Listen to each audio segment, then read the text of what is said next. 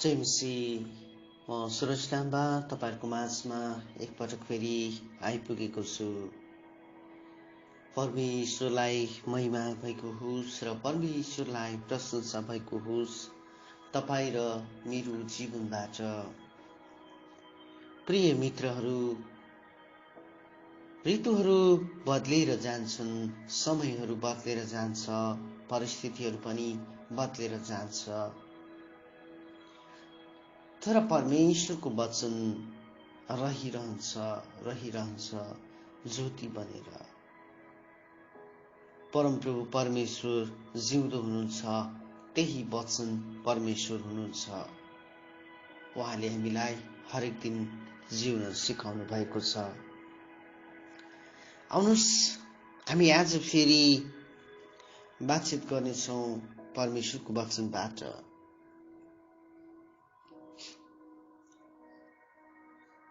हामी आज भजन 37 को 1 अनि 10 बाट बातचित गर्नेछौँ। यहाँ 2 पनि पढ्नेछौँ।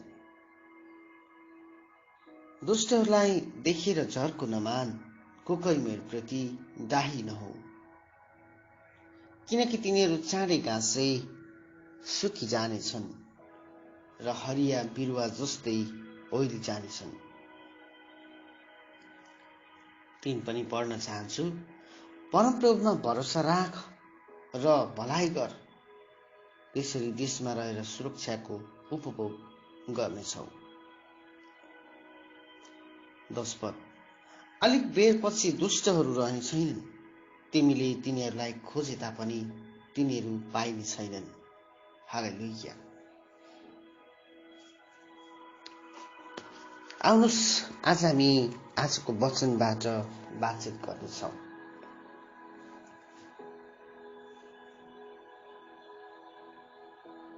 तपाईको वरिपरि बैरीहरूलाई देखेर तपाईले धेरैचोटि झर्को मान्नु भएको त छैन? यहाँ तपाई समस्याको समाधान गर्न सकिरहनु भएको छैन।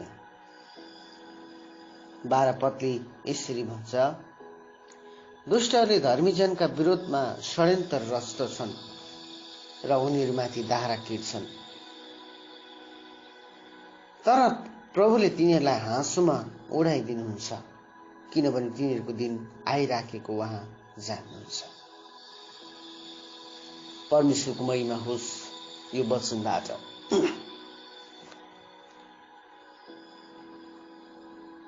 दुष्टका कार्यहरू जहिले पनि खराब हुन्छन्। यो दाउद जसले यो भजन लेखेका छन्। यो दाउद आफ्नो जीवनमा दाउदको जीवनको बारेमा केही समय हेर्ने हो भने परमेश्वरले दाउदलाई राजाको रूपमा चुन्नु भएको थियो। त्यसपछि ऊ राजा साउलको घरमा काम गरिनका लागि राखिन्छ। ऊ राजा साउलसँग काम गर्छ। ऊ जंगलमा भेडा बाख्रा चराउँदै गर्दा ऊ कति खुसी थियो। दुःख परिस्थिति आउँदा पनि ऊ खुसी थियो। बाघले उसका भेडा बाख्राहरू फराउँदा पनि ऊ त्यो बाघको मुखबाट छिनाएर ल्याउँथ्यो। ऊ एउटा शक्तिशाली जवान थियो। तर एक दिन परमेश्वरले उसलाई राजा अभिषेक गर्नुहुन्छ। राजा अभिषेक गरिसकेपछि ऊ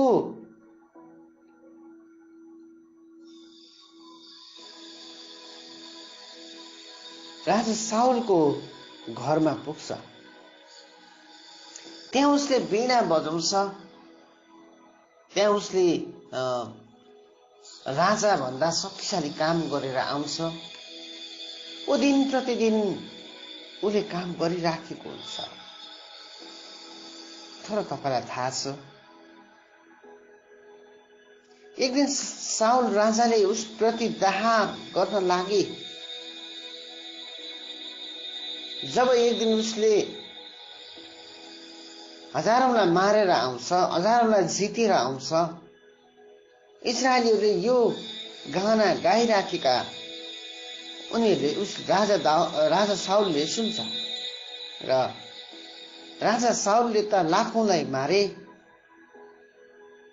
हजारौंलाई मारे, तर दाउदले त लाखौंलाई मारे भनेर यो गीतहरू गाउँदै गर्दा राजा साउलको हृदयमा दाउदप्रति डाह बसेको हुन्छ। त्यो दिनदेखि उसलाई उसले मार्न तयार गर्छ, मार्न खोजी गर्छ।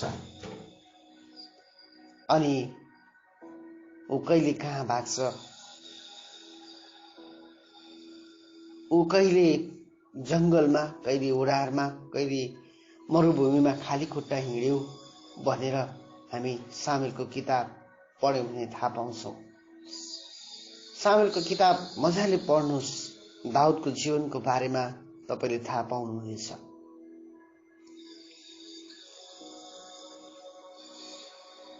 उसले लडाई र युद्ध जितिसकेपछि राजा साउलले आफ्नै छोरी मिकललाई उसँग विवाह गरिदिएका थिए।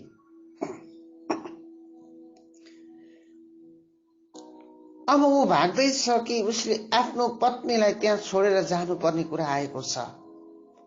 उसले आफ्नै श्रीमतीलाई पनि त्यहाँ छोड्नु परेको छ। आफ्ना बालबच्चाहरू उसले त्यहाँ छोड्नुपर्ने अवस्था आएको छ।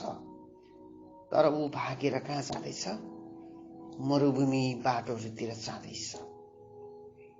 प्रियहरू, समस्या र परिस्थिति उसको जीवनमा आइराखेको छ। ऊ यो परिस्थितिबाट बाहिर जाँदा पनि परमेश्वरलाई धन्यवाद दिँदैछ। ऊ युद्ध लड्दै, उसकोमा धेरै मान्छे थिएनन्, राजा साउलकोमा जस्तो थुप्रै मान्छे थिएनन्। उसकोमा 400 जना कमजोर मानिसहरू थिए। उसले ती मानिसहरूलाई लगेर त्यो यरुशलेमको किल्लाहरू जितेको छ। सबै परिस्थितिबाट परमेश्वरले हामीलाई के गर्नुहुन्छ? विजय गराउन सक्नुहुन्छ। अझ अर्को कुरा बिर्सनुभयो, जोनाथन सँग भेट्दै गर्दाखेरि उसको पत्नी, उसको नानी, उसको मित्रता उसले त्यहाँ छोडेको छ। ऊ अब कहिले फर्केर आउँदैन भनेर गइराखेको हुन्छ। प्रियहरू, हाम्रो सानो सानो सिचुएसन आउँदाखेरि हामी परमप्रभुसँग गनगन गर्छौं, हामी परमप्रभुसँग गनगन गरिराखेका हुन्छौं। तर उसले आफ्ना सबै कुरो, आफ्नो पत्नीलाई, आफ्नो सबै कुरो त्यहाँ छोडेर भाग्दै थियो कि आफ्नो ज्यान बचाउनको लागि। प्रियहरू, त्यो परिस्थितिमा पनि परमेश्वरले दाउदलाई विजय दिनुभयो। एक दिन ऊ साँच्चै ऊ एउटा इजरायलको राजा भएर आयो अनि ऊ राजाको पदमा आइपुग्यो र उसले 40 वर्ष इजरायलमा राज्य गर्यो। यसै कारण वंशसङ्ग्रह 37:10 भनेको छ, अलिक बेरपछि दुष्टहरू रहने छैनन्। तिमीले तिनीहरूलाई खोजे तापनि तिनीहरू पाइने छैनन्। हालेलुया। तर नम्रहरूले देश अधिकार गर्नेछन् र विशाल शान्ति उपभोग गर्नेछन्। प्रियहरू, तपाईँ कहाँ हुनुहुन्छ? कतै तपाईले दुष्टलाई देखेर झर्को त मान्नु भएको छैन? कतै तपाईँ कहीँ डराइ त रहनु भएको छैन? मेरो जीवनमा यो समस्या भयो, यो सिचुएसन आयो, यस्तो भयो, उस्तो भयो। प्रियहरू, तपाईलाई आज परमप्रभु परमेश्वरले विजय दिन लाग्नु भएको छ। धर्मी जनहरूका विरोधमा दुष्टहरूले षड्यन्त्र रचिराखेका हुन्छन्, तर तिनीहरूले धारा किटिराखेका हुन्छन्। 13 भन्छ, परमप्रभुले तिनीहरूलाई हाँसोमा उडाइदिनुहुन्छ, किनभने तिनीहरूका दिन आइराखेको उहाँ जान्नुहुन्छ। परमेश्वरले उनीहरूका दिनहरू आइराखेको जान्नुहुन्छ। यसै कारण प्रियहरू, जस्तै परिस्थिति आउँदा पनि, जस्तै समस्या आउँदा पनि परमप्रभुको नजिकतामा रहनुहोस्, परमप्रभुको नजिक रहनुहोस्, परमप्रभुको नजिक रहनुहोस्। त्यो उजाड स्थानहरूमा पनि परमप्रभुले बाटो खोल्नुभयो।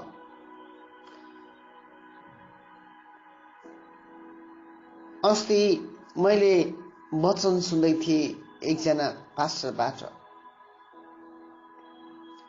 उहाँले आफ्नो वचनमा हागारको विषयमा बातचित गर्दै हुनुहुन्थ्यो।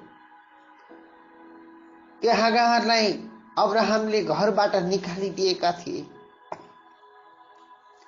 उसको छोरा इस्माइल र हागार एक बोतल पानी दिएर उसलाई घरबाट निकालिदिएका थिए।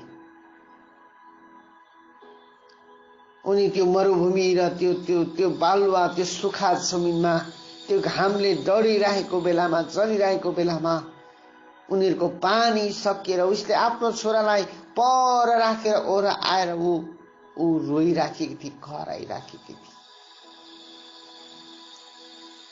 परमप्रभु परमेश्वरले उसको आवाजलाई सुन्नुभयो। परमप्रभु परमेश्वरले यो केटोलाई याद गर्नुभयो। बाइबलले यसरी भन्छ, परमप्रभु परमेश्वरले यो इस्माइललाई याद गर्नुभयो, यो हागारलाई याद गर्नुभयो र भन्नुभयो, हागार त नरो, फर्केर जा। जब हागारले पर फर्केर हेरी, त्यहाँबाट पानी फुटेर बाहिर निस्किराखेको देखि भनेर बाइबलले भन्छ। उजाड स्थानमा पानी फुटाउन सक्नुहुने परमप्रभु परमेश्वर तपाईसँग हुनुहुन्छ। उजाड स्थानमा शक्तिशाली काम गर्न सक्नुहुने परमेश्वर तपाईको पक्षमा भएर उभिन सक्नुहुन्छ। तपाईको जीवन उजाड भइराखेको बेला, तपाईको जीवन समस्यामा परिराखेको बेला, तपाईको जीवनमा केही नभएको बेला, तपाईको जीवनमा परिस्थिति र समस्या आइराखेको बेला परमप्रभुले त्यहाँबाट समाधान निकाल्न सक्नुहुन्छ। तपाई केवल उहाँमा भरोसा गर्नुहोस्। तपाईले उहाँलाई पुकार्न थाल्नुहोस् र उहाँलाई भन्न थाल्नुहोस्। परमप्रभु परमेश्वरले तपाईको जीवनमा काम गर्न लाग्नु भएको छ।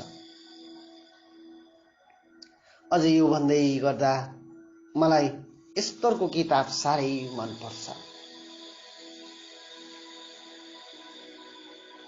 बेबिलोनमा गएका यी यहुदीहरू भनौं या यी सबै इजरायली जातिहरू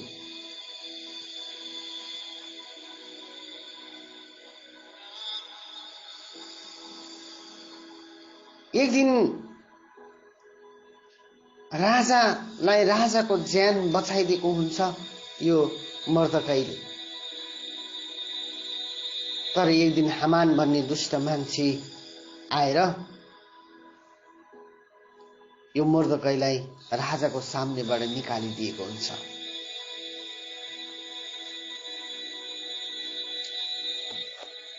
जब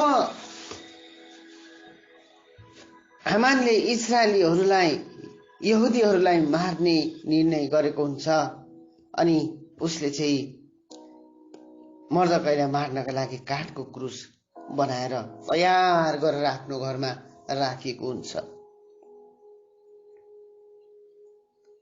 अनि यो मर्दकाईले एस्तरसँग यो कुरा सल्लाह गर्छ, हामी र हाम्रा जातिलाई बचाइदिनुहोस्।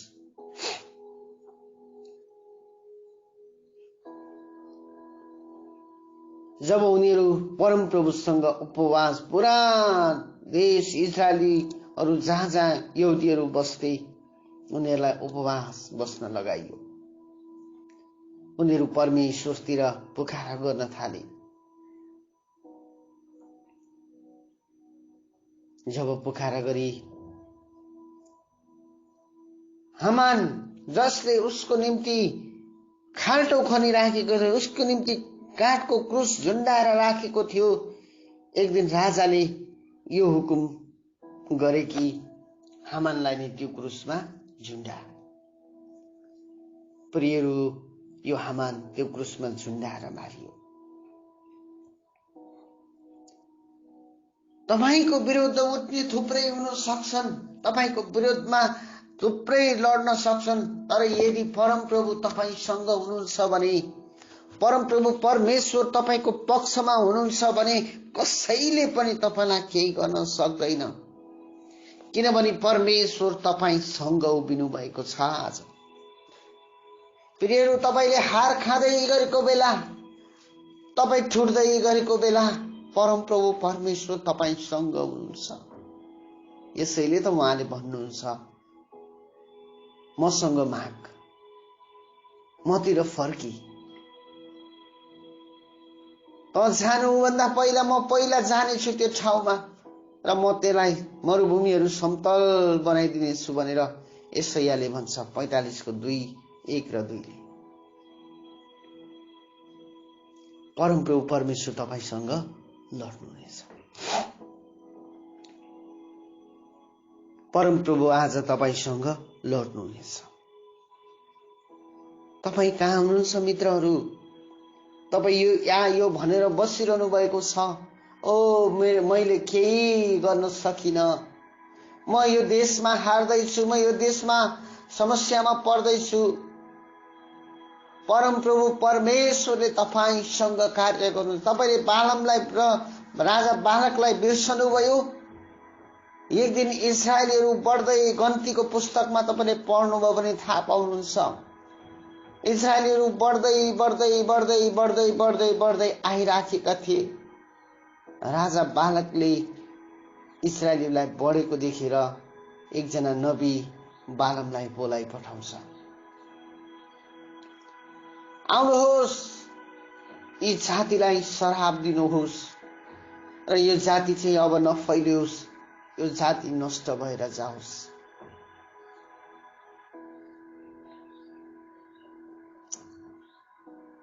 बालम राजाको सुन धन सम्पत्ति पाउँछु कि भन्ने हेतुले ऊ चाहिँ गधा तयार पारेर जाँदैछ। परमप्रभु परमेश्वरले उसलाई जान दिनु भएन। ऊ श्राप दिनको लागि गइराखेको छ परमेश्वरको लोगहरूलाई। ऊ परमेश्वरका छोराछोरीहरूलाई श्राप दिन गइराखेको छ। बाटोमा परमप्रभु परमेश्वरको स्वर्गदूत उभिएर नाङ्गो तरबार लिएर उभिराखेको छ।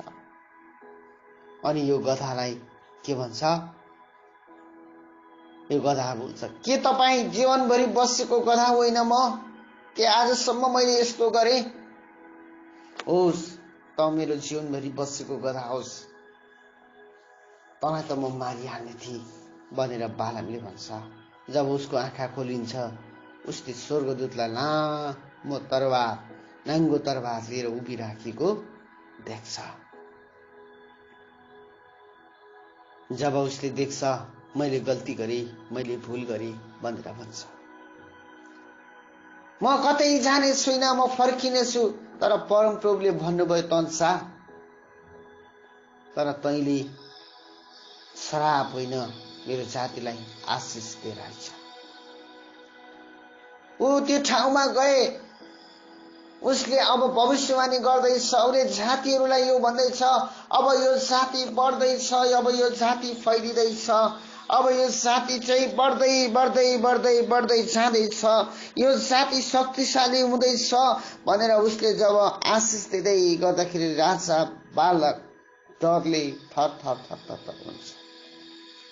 प्रियहरू, इस्राएलीहरू बढ्दै बढ्दै गए।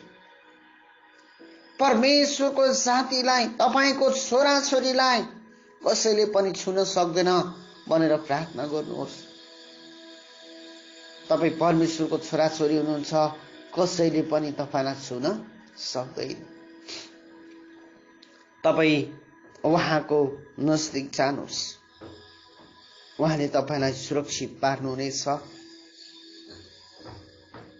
त्यो देश तपाईसँग डराइराखेको होला, त्यो देश तपाईसँग डराइराखेको होला, तर परम प्रभु परमेश्वरले तपाईलाई त्यहाँ समस्याबाट विजयी गर्नुहुनेछ। आज भन्नुहोस्, ए समस्या तेरो खेल कहाँ छ? ए समस्या तेरो जडा कहाँ छ? परम प्रभुले मलाई विजयी तुल्याउनु भएको छ।